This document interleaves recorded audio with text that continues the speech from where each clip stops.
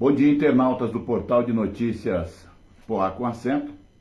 Estamos aqui com Ivan Galvão, como nós fizemos a chamada ontem, né? Dia da Consciência Negra não é feriado, é bate-papo aberto com Ivan Galvão. E hoje, quinta-feira, 20 de novembro, agora são 10 horas e 13 minutos, nos atrasamos um pouco, porque nós estávamos montando nosso estúdio móvel aqui, na biblioteca do nosso amigo Ivan Galvão aqui. E hoje nós vamos falar aqui sobre a importância dessa data, né? A primeira Praça Zumbi dos Palmares do Brasil, o combate do racismo estrutural na atualidade, o legado e as pautas da comunidade negra hoje. Bom dia, Ivan Galvão. O que você achou dessa pauta aqui? Bom dia, Adilson. Bom dia, internautas. Olha, Adilson, é uma pauta que é uma pauta interessante, dia de reflexão, Eu tenho uma pequena observação para falar. A consciência, ela não é constitutiva de nada, né? Ela não é uma matéria, alguma coisa. Então eu só fico, às vezes, pensando que deveria mudar uma preposição. Então deveria ser o dia da consciência negra, deveria ser o dia de consciência negra. Mas é uma data muito importante, o tema é instigante e é fundamental a gente debater um tema como esse num país como o nosso, de uma estrutura da sociedade fundada em cima de uma instituição chamada escravidão. E a partir daí, então, o povo sempre lutou e a gente chega hoje no século XXI, ainda com muita coisa para caminhar, mas eu sou esperançoso. Você acha que essa data hoje é importante, Ivan? Qual o significado para você dessa data? Inclusive é feriado agora, né? Isso é uma data importante para reflexão e não é uma coisa como o pessoal costuma imaginar, alguns costumam até dizer, é um dia para os negros. Não, essa é uma data para que nós brasileiros, todos indistintamente, reflitam sobre a condição do país. O Brasil é um país com o maior contingente de negros fora do continente africano, e uma maioria, portanto, e essa maioria não se manifesta nos cargos de direção, não se manifesta nas coisas que a gente vê na televisão, enfim, a gente não consegue olhar e nos perceber. A gente, por exemplo, se nós vamos a um médico, a gente nem consegue imaginar um médico negro. A gente não consegue imaginar, sempre vem na nossa cabeça um médico, ou ele é um nipônico, ou é um descendente de europeus e tal. É claro que tem médicos negros, muito pouco, como tem, né, advogado tem mais, que talvez seja o caminho mais fácil. Mas essa maioria não se reflete naquilo que a gente vê, nós não estamos presentes em algumas coisas. Isso também não muda muito a situação, é só um reflexo de um país, infelizmente, onde nós vivemos uma sociedade estruturalmente racista. Ivan, você acha que quando se diz em cota para o negro, essa cota teria que ser para o negro ou teria que ser social? Porque tem branco também que não tem condição de ir lá e a família não tem condição de... Mas na verdade é uma... Como que é essa discussão e esse pensamento para você? Essa discussão, ela é uma discussão que já veio desde quando nós discutimos em 1986, começamos a discutir a participação do negro na sociedade brasileira, universidades, essas coisas. A gente se debate faz muitos anos. A cota eu acho necessária para corrigir uma questão histórica. Ela não é uma coisa permanente que deve existir para sempre. Mas ela sempre existiu. Você quer ver? Vou te dar um exemplo. Por que fizeram a ESALC, a Escola Superior de Agronomia em Piracicaba? Ela foi feita por uma associação de ruralistas do estado de São Paulo, com o objetivo onde 67% das vagas seriam para os filhos de fazendeiros. Isso já é uma cota. A questão que me parece que choca o povo é quando você fala de cota racial. Aí as pessoas ficam oriçadas porque eu sou contra. Tem até pessoas negras que são contra, né? Talvez não tenham entendido o processo. Os alunos cotistas que estão na USP, por exemplo, estão muito bem, são os melhores. E eu acho que uma dívida histórica que o país tem com o povo negro, portanto, essa cota me parece fundamental para você dar esse salto de qualidade. Embora isso, a meu ver, não resolva os problemas mais profundos do racismo. Né? Isso não... Oi, Ivan, eu esqueci logo no começo aqui de dizer que quem quiser participar pode entrar em contato aqui no WhatsApp do leitor, mandando alguma pergunta, alguma saudação para o Ivan. O WhatsApp é o 11 9 6719 5194. 11 9 6719 5194. Oi, Ivan, eu já vou querer entrar logo nesse tema aqui do movimento negro na cidade de Poá. Inclusive, você fez parte do movimento negro, e esse movimento negro, vamos abordar dois temas. O movimento negro, qual a sua avaliação, como ele começou aqui, e o nascimento da Praça Zumbi dos Palmares, que é, até onde consta na história, segundo nossas pesquisas, as pesquisas que fizemos, tanto eu como você também fez essa pesquisa, constou que é a primeira Praça Zumbi dos Palmares do Brasil, né? Na verdade, ela a primeira e me parece que a única também, porque onde era a Praça Zumbi virou Memorial Zumbi, lá em Alagoas, e ficou só a nossa praça aí. Adilson, o movimento negro em Poá é uma coisa, me parece meio paradoxal dizer, né? Porque eu nunca fui do movimento negro. E as pessoas às vezes se chocam quando eu falo isso, porque assim, o que seria movimento negro? Alguma coisa organizada, que tivesse... Eu sempre fui um negro em movimento. O que significa isso? Eu sou o tipo de pessoa que eu fico observando as coisas caminhando e eu sempre costumo dar o meu apoio, retaguarda, em qualquer situação onde os negros estejam envolvidos para o progresso. Então, me considero um negro em movimento, porque movimento negro, qualquer coisa que você entre de movimento e tal, você tem que ter, aí fica um espaço de tirania, né? Porque você tem que ter o presidente, o não sei o quê. Isso acaba suscitando discussões desnecessárias. Já tem muito movimento aí, as escolas de samba, os terreiros, esses são movimentos negros. E eu sou um negro em movimento. Tudo quanto é coisa do povo negro, de luta, eu me faço presente, eu pesquiso sobre a cultura, eu debato aí agora com essas minhas limitações, tenho conversado muito com meu filho que está estudando o assunto também, um pouco mais apurado, né? A gente pega aqui na biblioteca, vê, estamos aqui com Franz Fanon, com um monte de gente aí para ser lido. Então, essa é uma coisa que é um pouco daquilo que eu penso sobre negros. Em Poá, nós fizemos algumas coisas de organização do movimento negro. Mas nunca foi um movimento... E nunca parece que as coisas não prosperam, Ivan, nunca prosperou, começa, para. É que assim... Pelo que desculpa de cortar, mas pelo que eu percebo, parece que há um grupo pequeno querendo dominar, ou falta um interesse da classe toda, ou seja, até o conselho a gente vê, parece que nunca evolui, começa e para, não tem conquista nenhuma. Olha, eu acho que nós, como disse Martin Luther King, nós negros não somos super-humanos, nós somos humanos. O nosso povo, ele luta com muita dificuldade, ele tem todos os defeitos que tem na sociedade brasileira. Nós negros, trazemos isso também, além da nossa dor, além da dor que a gente carrega historicamente, a gente também traz os defeitos de uma sociedade, como eu disse, excludente, racista, preconceituosa e tal. A gente traz esses defeitos também.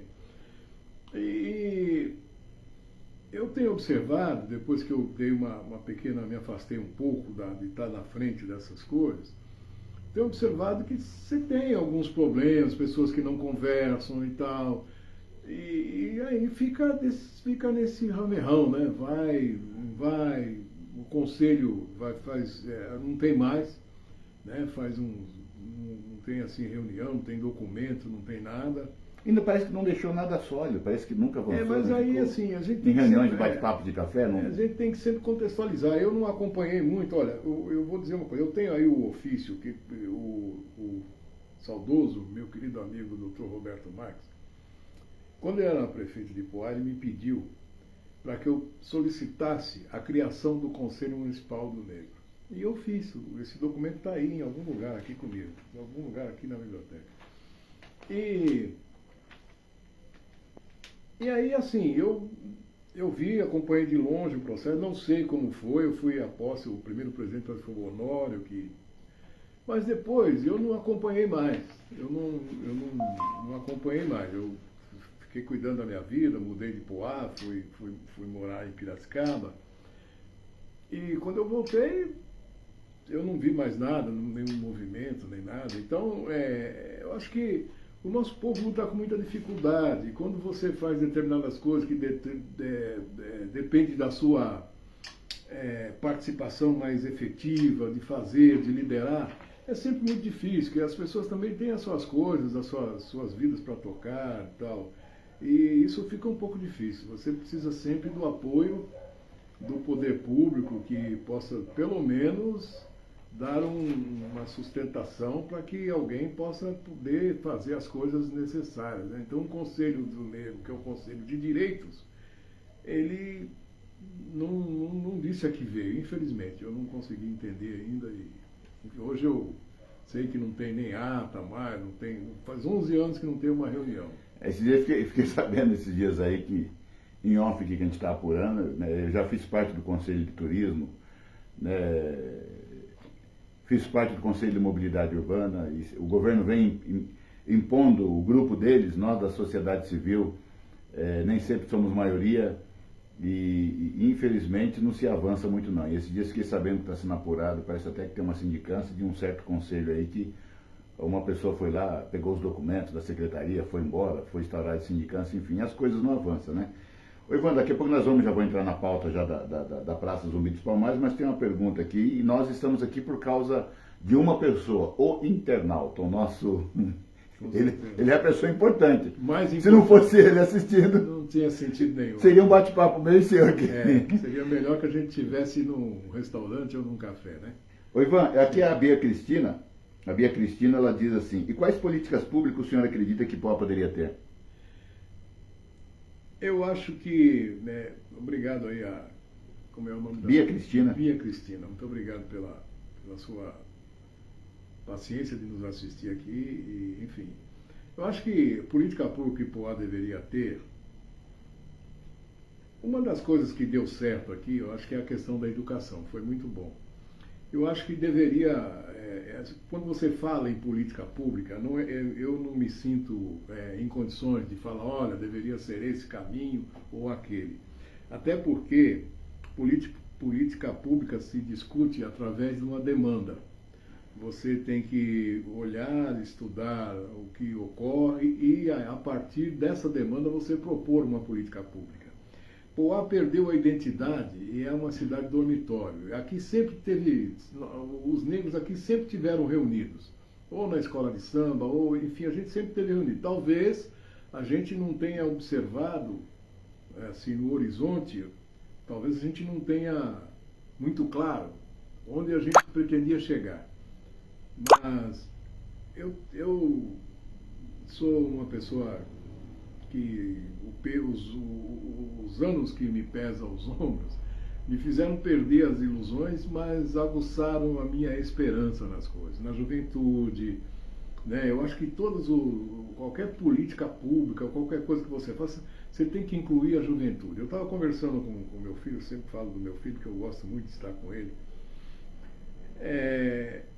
Eu acho que, por exemplo, o jovem negro, ele não tem informações sobre muitas coisas que ele poderia conquistar. Se você perguntar para um jovem negro da periferia, você sabe como é que você faz para ser um diplomata? Para ele isso é muito longe. Para o povo negro é muito longe. Você vê um país de maioria negra, os diplomatas não tem diplomata negro. Teve um complicado no passado. Os diplomatas deveriam se pensar nisso. É evidente que o jovem não sabe como é que ele faria para ser um diplomata, ele não sabe como é que faz para ser fiscal da fazenda, para ser oficial do exército. oficial da PM. Ministro do Supremo. Nós tivemos um só que passou lá é. aqui. Então, assim, ele não sabe, ele não tem as informações. Porque se você tem as informações, o pai pode orientar, planejar e dizer, ó, meu filho, persegue por aqui e vamos chegar no posto que você quer e tal. Então, eu fico vendo aqui, eu conheci aqui em Poá, conheci 2 oficiais da Polícia Militar.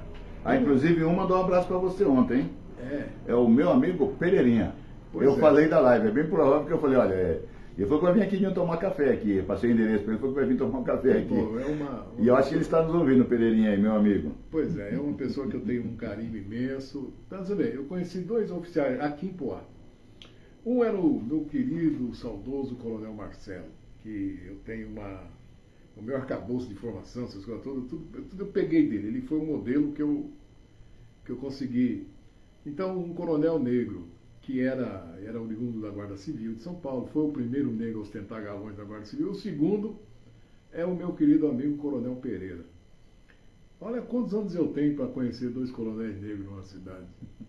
Isso é porque é um cargo público, né? Qualquer um pode chegar e se preparar e tal. Então eu penso que seria bom se tivesse algum setor na sociedade do negro e tal, pensando sobre isso, né? Pensando na nossa juventude, de que, existem coisas no Brasil que nós lutamos para construir esse país, tudo aqui tem as nossas mãos, os nossos ancestrais, e a gente não consegue participar da divisão do bolo porque o racismo é estrutural, ou seja, é estrutural e estruturante.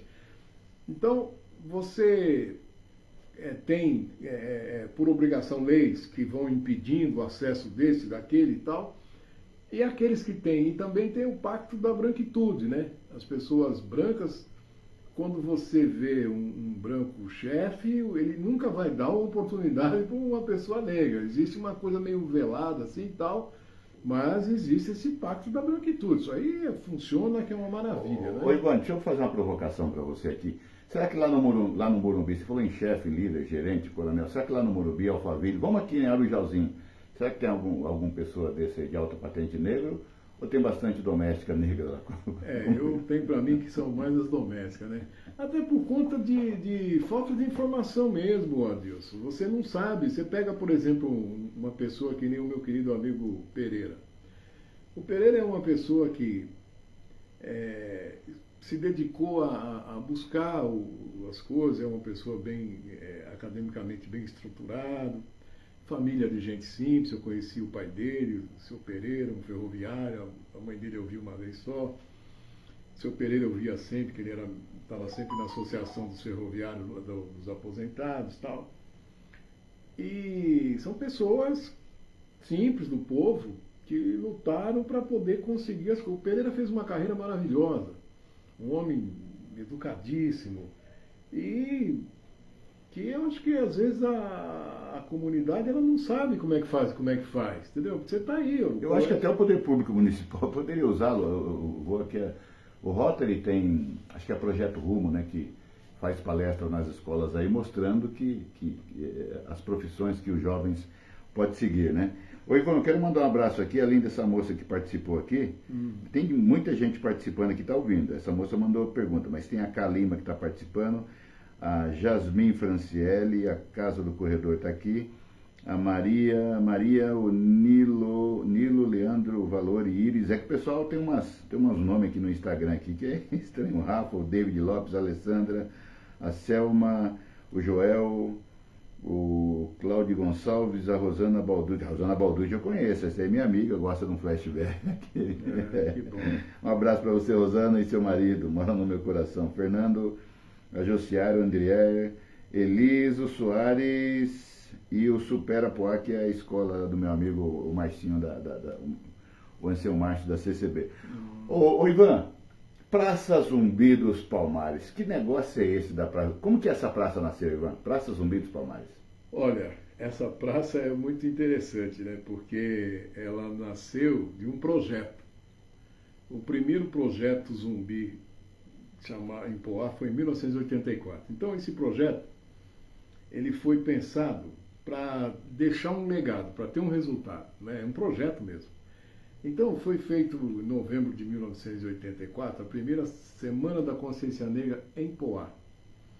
E aí, no projeto tinha projeção de filme, tinha vídeo, exposição de arte, palestras, debates, foi uma coisa maravilhosa. E muita cultura também. Aí, numa discussão, falou, bom, nós precisamos marcar para sempre isso, marcar de forma definitiva nosso trabalho aqui. Mas, para isso, nós contávamos com uma pessoa que, sem essa pessoa, jamais aconteceria, que foi o Dr. Miguel Comite, prefeito à época, um homem de grande sensibilidade. Olha, mas naquela época a cidade tinha muito dinheiro, né, irmão? Não, absolutamente, não tinha dinheiro nenhum, mas tinha o Dr. Miguel Comite. Tinha um prefeito criativo, arrojado, dinâmico. É um poense, né? Muito diferente de pessoas que estavam. O Dr. Miguel Comite, ele foi presidente da Câmara, foi vereador, presidente da Câmara, ele galgou para chegar a ser o prefeito. Foi professor? Foi professor. E aí, quando eu tive a felicidade de quando ele foi prefeito, já era a segunda vez que ele ia ocupar o cargo, então ele estava muito experiente, advogado militante e tal, com muita... E o Miguel Comite, ele tinha uma sensibilidade muito grande em relação a Poá. Então participou, quando eu penso em algum governante democrático, eu penso no Miguel Comite e no Franco Montoro. Impressionante isso. O Miguel Comite é um democrata na essência. E um estadista de fato, né? Todo mundo participou da administração, todos os segmentos tiveram espaço, ganharam terreno para fazer suas sedes. Explodiu a Associação Moradores de Bairro, que lá foi uma explosão. Todo mundo teve apoio, é o movimento negro, o movimento dos esportistas. O Água Vermelha recebeu o campo aí, que depois devolveu para a prefeitura por incompetência da direção. Sociedade e amigos de bairro tiveram suas... Se não construíram, foi por incompetência também, mas tiveram terras, terrenos, sede. A Associação de Aposentados ganhou um terreno e não fez nada, teve que devolver por causa do contrato. Então, a Praça Zumbi, eu acho que me dá um certo entristecimento quando você vê o abandono que as coisas estão. Um pouco eu diria que é a questão da própria comunidade, que se desorganizou de uma maneira que não consegue nem se falar mais. E outra é o próprio poder público, que ultimamente nós temos, tem sido eleitos prefeitos aqui, que estão completamente num grande divórcio com a realidade da cidade.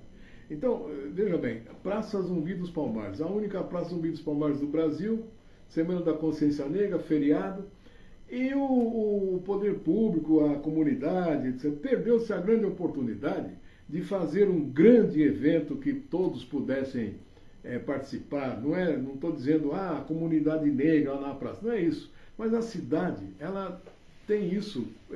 Eu aprendi com o próprio Miguel Comite. O que faz a cidade, meu amigo, não são os prédios, não são as faixas de trânsito, são as forças vivas, são as pessoas. E as pessoas, elas não estão participando mais.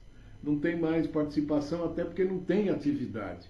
Então, por exemplo, se você fizesse... Eu tentei conversar com o secretário de Cultura, não me foi possível.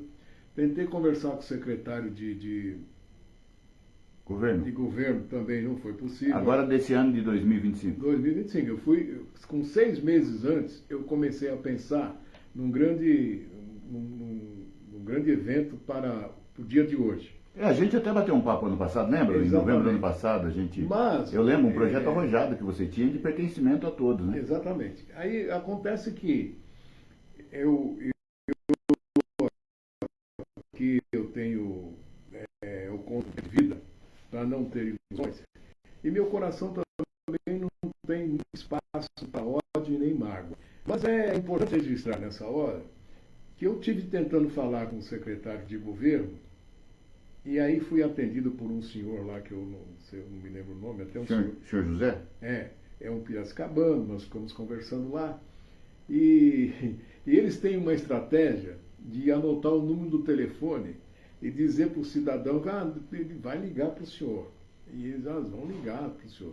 Eu acho que isso aí é uma coisa tão arcaica, tão antiga, de você combinar para se ver livre. É uma técnica antiga, sabe? Eu não gosto disso, acho que as pessoas ocupam um cargo público sem nenhuma noção do que é, sem responsabilidade, simplesmente, começa a ficar deslumbrado, né? Não atende, hoje eu não estou, enfim. Eu conheço o poder público, eu sempre vivi muito próximo. Então eu acho que o secretário de Cultura, também tentei lá conversar com ele, e usou a mesma estratégia. Anota o telefone, ligar. Eu não tenho uma relevância. Eu não sou uma pessoa de nenhuma importância em nenhuma ordem.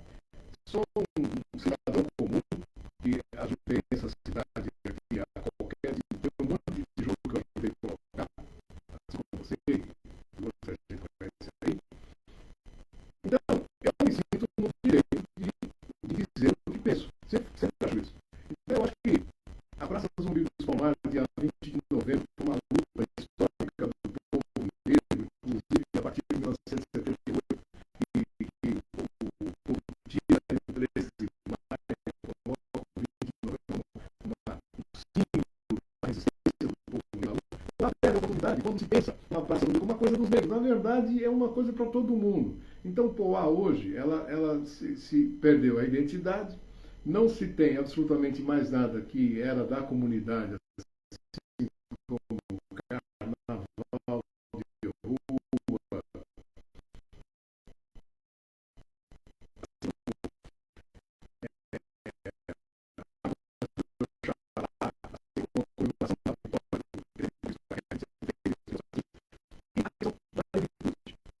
se você consegue pensar na cidade, a Praça do Rio, você consegue trazer mobilização do pessoal do Ministério da Cultura, você consegue mobilizar entidades culturais na região nossa, e aí você movimenta o restaurante, você movimenta e todos possam tirar proveito disso. Você pensa assim, mas o que acontece? Se eu fui convidado para um evento da consciência negra lá na Praça da Bíblia, não sei o que vai acontecer, mas eu estou vendo que é aquelas coisas assim de eventos de diretor de escola, sabe assim? Um diretor de escola faz tudo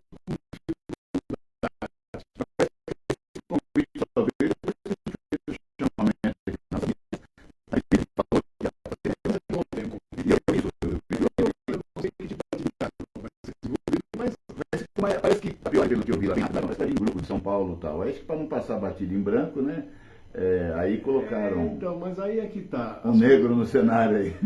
As pessoas precisam entender e trabalhar com projetos. Você trabalhar com evento depois não fica. Se você trouxer, Adilson, a Orquestra Sinfônica de Moscou para tocar na Praça de Poá, no outro dia não tem nem o eco. Por isso que existe a Praça Zumbi dos Palmares há 40 anos, porque nós pensamos em projeto. E nem vamos falar de convite de última hora, né, Ivan? Parece que convite tá para buraco, né? Então, assim, eu vejo com tristeza essas coisas de eventozinho. Então, parece aquela coisa de diretor da escola. Olha, chama lá a mocinha que dança, chama não sei o quê. Faz, tal, aí você faz um evento que acaba.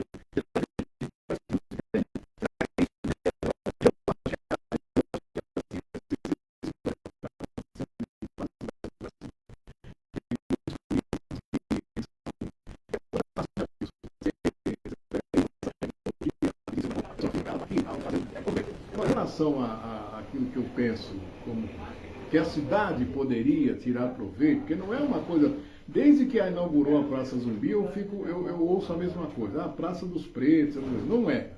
Primeiro que negritude, eu prefiro, ao invés de discutir negritude, eu prefiro discutir branquitude. Porque o problema do racismo é o problema do branco.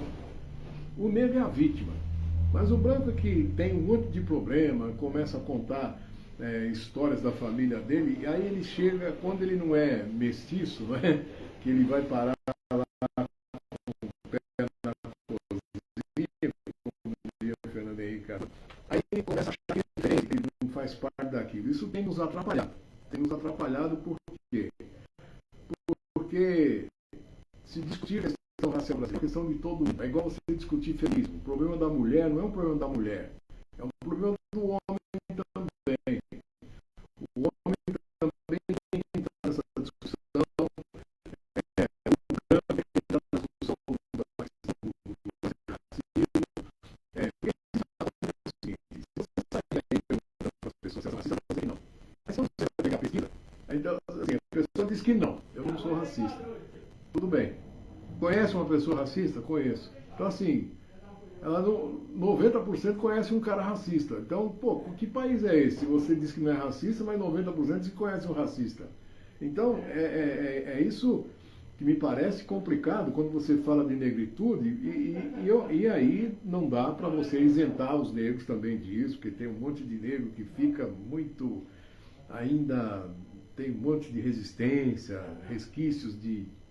Enfim, o que nós temos, o que eu penso é desenvolver um trabalho sempre baseado no amor e não no ódio. Então, o que eu quero dizer com isso? Que, poxa, nós estamos num país maravilhoso, construído com muito sangue rolando de indígenas, de negros, de brancos também. E está na hora da gente recontar a nossa história, onde os nossos heróis, onde a nossa juventude comece a ver os heróis negros com mais naturalidade.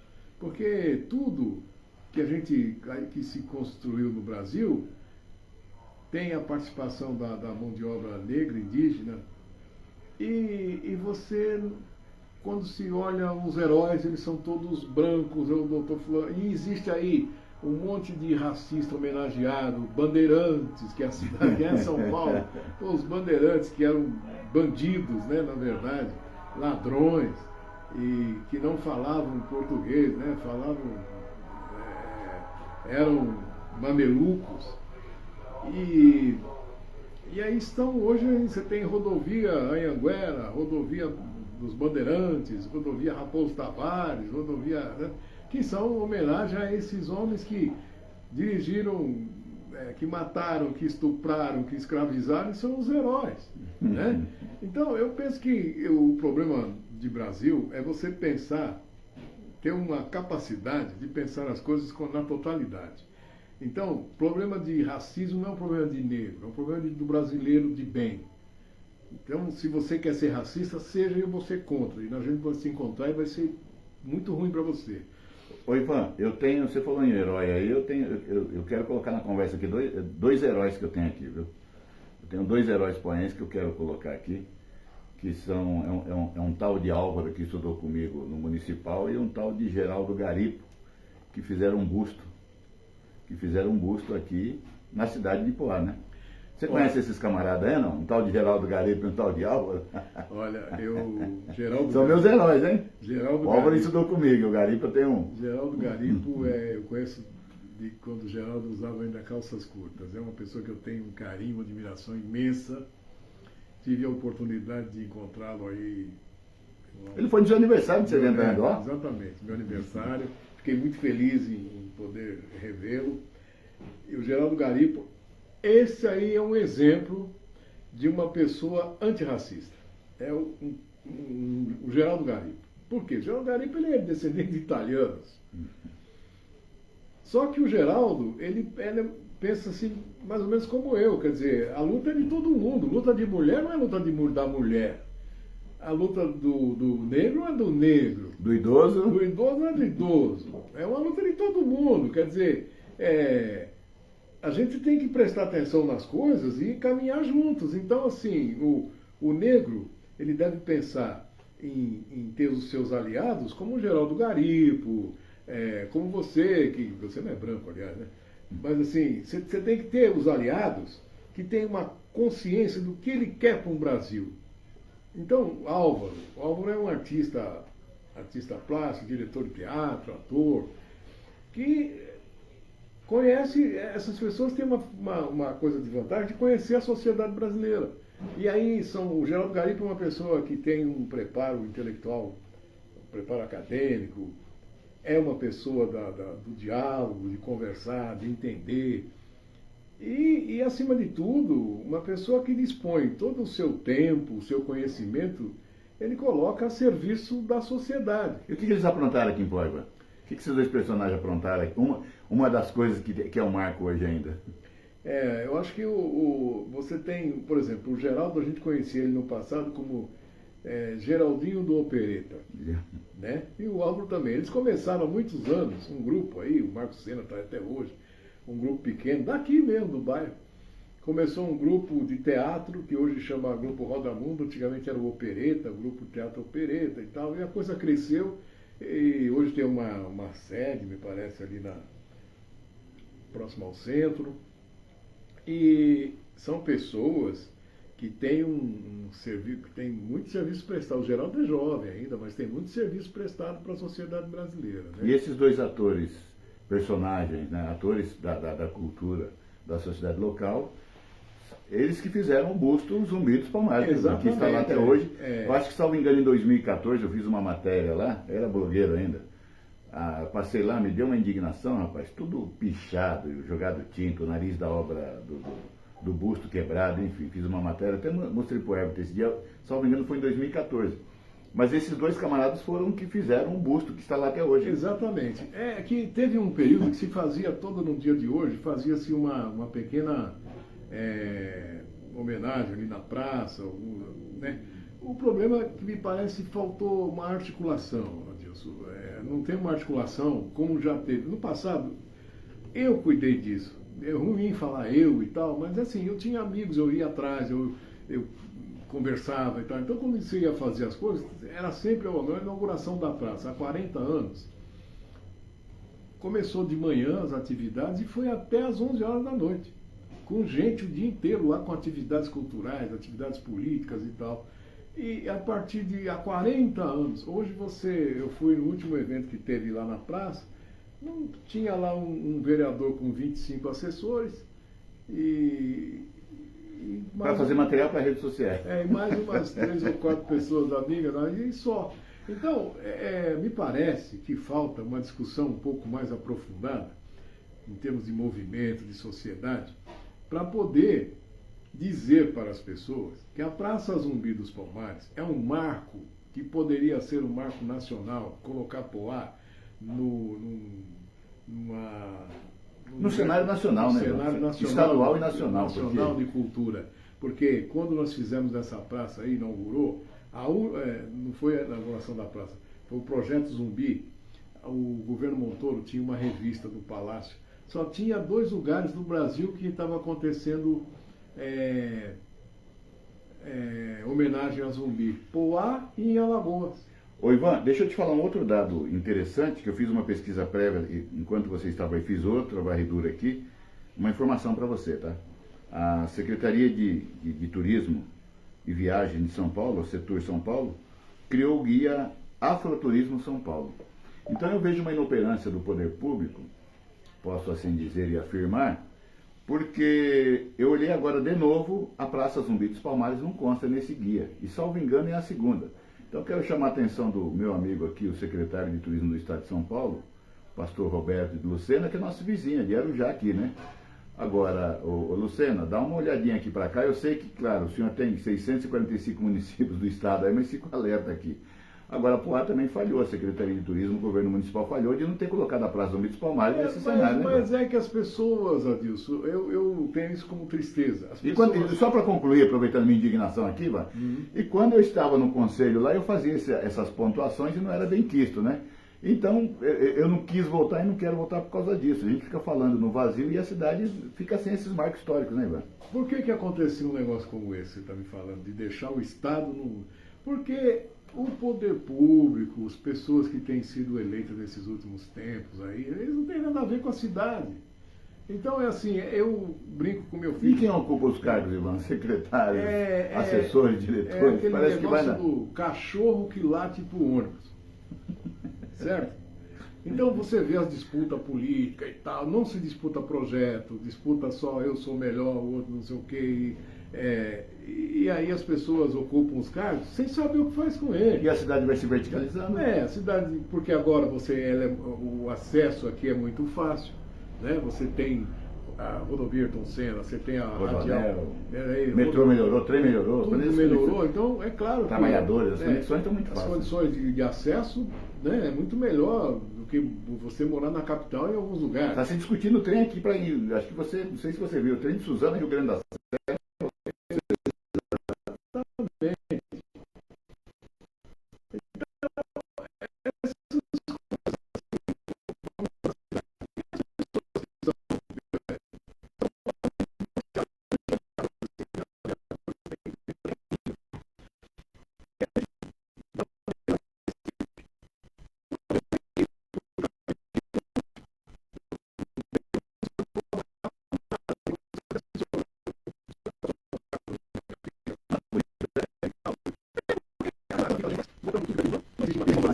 Se torna chato de plantão.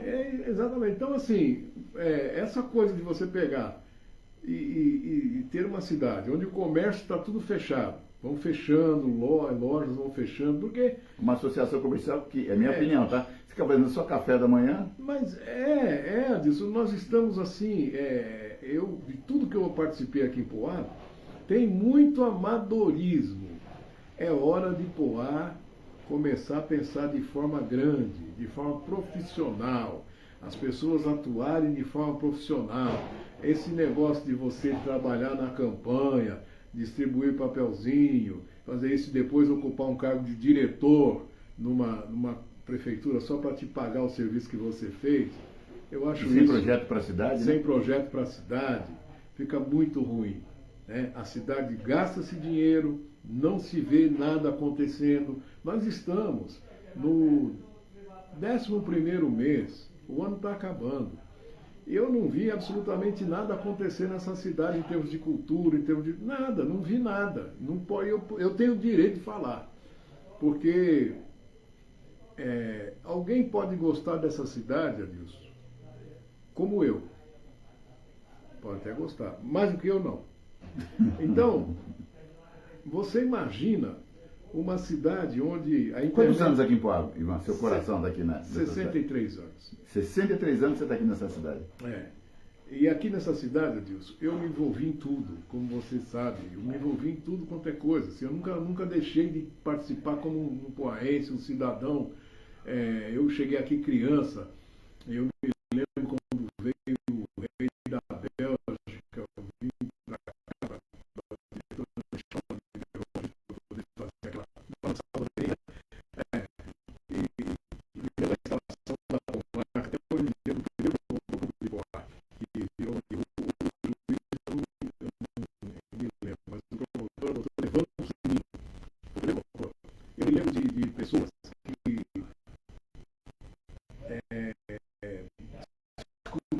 uma cidade de França, o seu Chiquerini. Essa não tinha nem câmara, a câmara era funcionava em Mogi das Cruzes, né? Não. Nessa época que eu estou falando já tinha câmera. Já tinha câmera já? Já. Eu cheguei aqui, Poá já tinha 14 anos que existia. Ah, tá. Entendeu?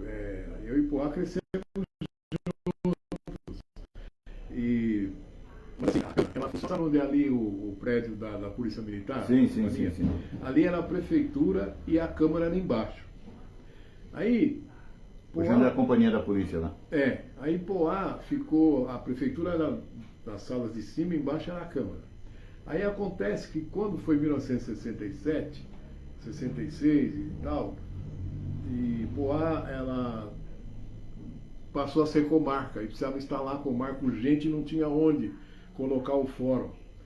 Aí, assim, para não perder isso, o que acontece? O velho Lourenço Marques comprou aquele prédio ali onde é a prefeitura atual, o Paço, e entregou para o Estado fazer o fórum. Ali foi o primeiro fórum também.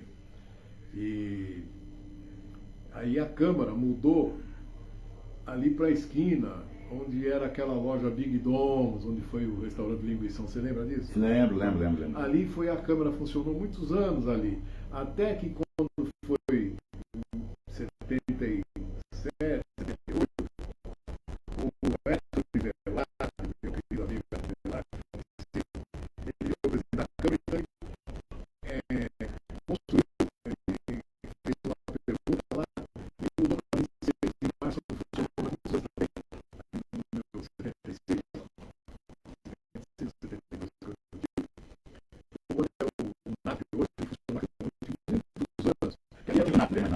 a Secretaria de Indústria, Comercialização e Trabalho mudou lá para cima, ali era em frente ao antigo municipal, que mudou de nome também, ali agora é o Pouco a Tempo, e em cima é a Secretaria, que é lá o Marcos Dias, Secretaria de Habitação e Desenvolvimento Urbano. Entendi.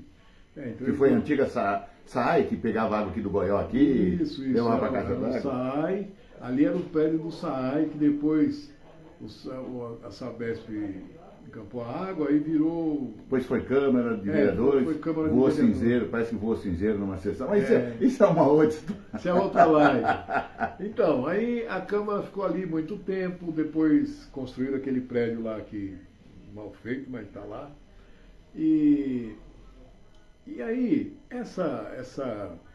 esse acompanhamento que eu faço da cidade, das coisas, das histórias das pessoas, isso me dá muito prazer, eu gosto muito de saber, enfim, de falar sobre Poá. Uma cidade, eu costumo dizer o seguinte, o Borges, o José Luiz Borges, ele tem uma frase, um escritor argentino, ele tem uma frase sobre Buenos Aires que, resguardado as proporções, que cabe muito o que eu penso sobre Poá também. E é verdade, acredito que é verdade. Eu prefiro Poá com todos os seus defeitos, cara, do que sentir saudade de Poá. Eu não gosto de ficar longe daqui, sabe? Assim, pô, me incomoda, eu não sei, eu não me sinto confortável. Você passou um verão, passou 7 verões lá em Piracicaba. Mas com contato com as pessoas aqui, vindo para cá, né? Porque você falando, tentando implantar as coisas daqui para lá, né? Tem umas coisas que você quer fazer isso também, né? E eu acho que Poá é um lugar abençoado, assim. O problema todo que é um lugar pequeno e que quando você pega uma pessoa como eu, que viu as coisas acontecendo e de repente você vê que não acontece mais nada, você fica um pouco angustiado, né? Porque, poxa, nós não temos uma avenida cívica, não se sabe mais onde comemoramos o nosso aniversário da cidade, não sei, o negócio ficou tudo estranho. Não tem mais bondinho na praça. Não é bondinho. Bondinho eu peguei esse tempo, viu, Ivan? Sinto saudade. Eu peguei aquela, na Praça Tílio Santarelli, quando estava escrito Poá, que tinha uma árvore escrito Poá, que jardineira lá. Escrito Poá. Olha, Dilson, eu peguei um pouquinho ainda. Inclusive, a minha mulher fala assim, você tem que sair de Poá, porque você fica acreditando nessa cidade aqui é pequena demais para você tem que ir para São Paulo. Eu trabalhei em revistas em São Paulo, tenho amigos que trabalham no Estadão, em outras mídias aí. Trabalhei no Tribunal de Justiça, caiu aquele avião da TAM, eu saí do Tribunal de Justiça, voltei para Poá de novo, e tem uma coisa que me prende aqui, eu gosto dessa cidade, né? E a gente acredita nela, eu estou aqui acreditando. Ivan, vai que uma hora dá certo. Vai que uma hora dá certo. Então, mas eu acho que assim, a cidade é com a nossa contribuição que ela anda, né? Com os trancos e barrancos e tal. Eu tenho para mim assim, né, que uma hora as pessoas vão se ligar, o que é Poá? O que é? É uma cidade... Hoje, prefeitos aí, eu não vou citar o nome de ninguém, mas de um determinado ponto para cá ficaram preocupados em administrar o orçamento. Eu participei muito levemente dessa última campanha de prefeito aí 2023, 2024, e eu via que o pessoal não tem nada, nenhuma ligação, falam bobagem a beça. Então, para mim, tanto... Se o cara me perguntar, mas quem pode? Não tem nenhum que vai ser melhor que o outro. Porque assim, cada um tem sua marca, né? E também tem aquela coisa, embora, né, tem a questão do. Não sei, assim, algumas pessoas eu não conheço, não posso falar desse prefeito aí, que eu conheci só alguns familiares dele aqui do bairro e tal. Mas eu não posso falar da pessoa, mas quanto prefeito tem que se sujeitar à crítica, né? O homem público ele ganha do povo, então. Eu acho que ainda, com muita tranquilidade eu digo isso, o prefeito aí com seu corpo de secretários e tal, até agora não disseram que veio não. Até agora não disseram absolutamente nada, nem coisas assim, que você não depende de dinheiro para fazer, você tem um orçamento que era perfeitamente execuível, você trabalhar na área de esporte, olhar. Eu tenho uma pessoa aqui em Poá que você conhece, que toda vez que eu penso assim, poxa, essa pessoa precisava ser homenageada por alguém, que é o petróleo. E o petróleo está bem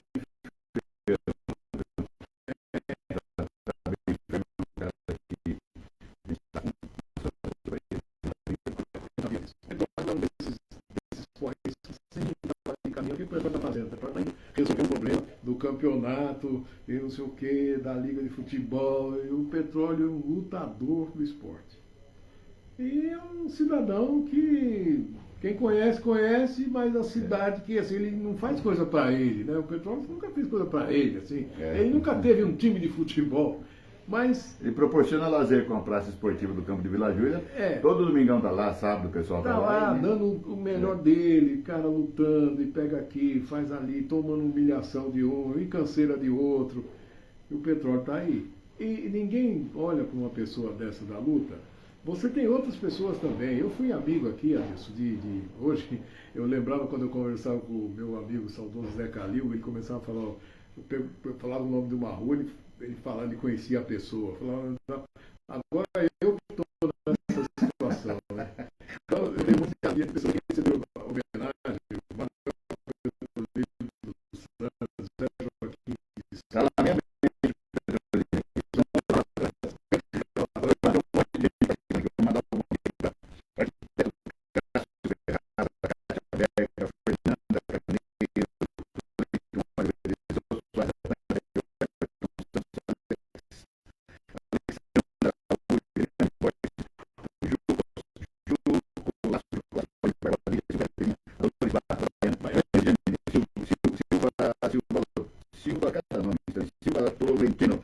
O Diego Prada, Lúcia, o Rodrigo Costa, o Elias Pó, o Elias Alboçai, a Amanda Lima, Camila, a Betinha, Fátima Queiroz. É muita gente. Deixa eu ressaltar duas coisas aqui.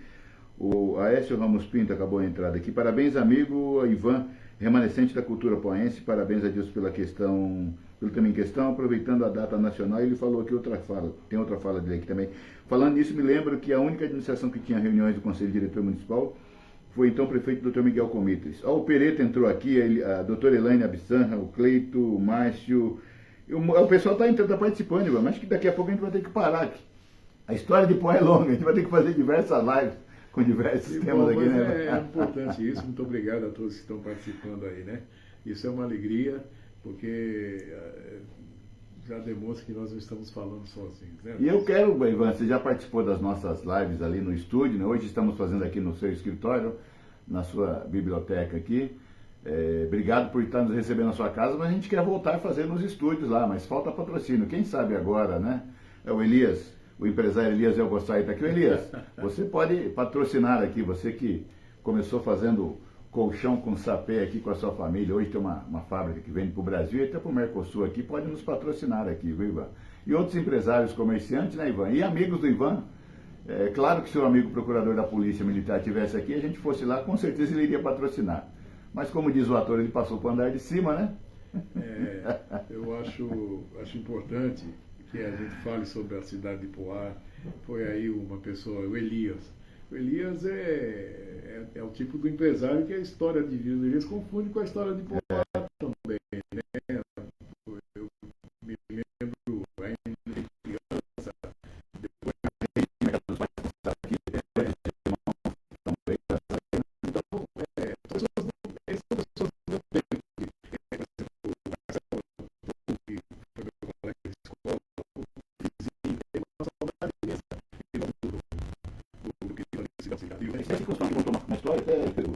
o Nelson Micaça contou uma história da família do Elias lá, né? E mandar um alô também especial ao Aécio. O Aécio é o outro recalcitrante, né? O Aécio, todas as coisas que eu penso sobre Poá e fazer alguma coisa, eu lembro do Aécio. Porque o Aécio, eu conheço o Aécio há muitos anos nessa luta, cara. Sempre com a máquina fotográfica aqui e ali. Ele usava já boné de marinheiro no carnaval já, não? Boné de marinheiro. O Aécio, ele tem fotos de Poá. É que eu acho que assim, se Poá valorizasse as coisas, Secretaria de Turismo, no dia 26 de março, podia pegar um arquivo do Aécio lá e fazer uma exposição de fotos do Aécio. Fotos que o Aécio registrou, momentos. Tem uma foto que eu não sei com quem anda, mas eu sei que tem a foto.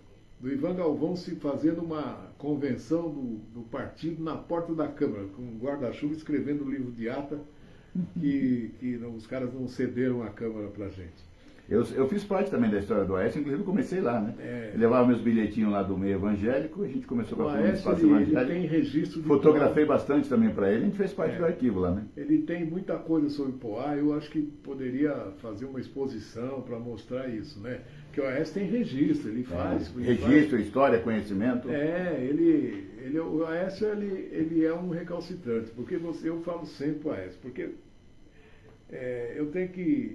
eu vejo você, o Aécio é mais antigo, lutando para ter um setor mínimo de comunicação na cidade. Que é um absurdo, né? Uma cidade sem veículo de comunicação não é uma cidade.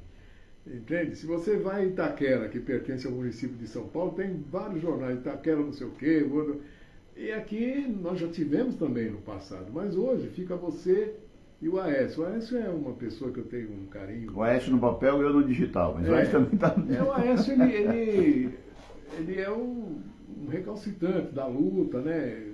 Tem muita coisa.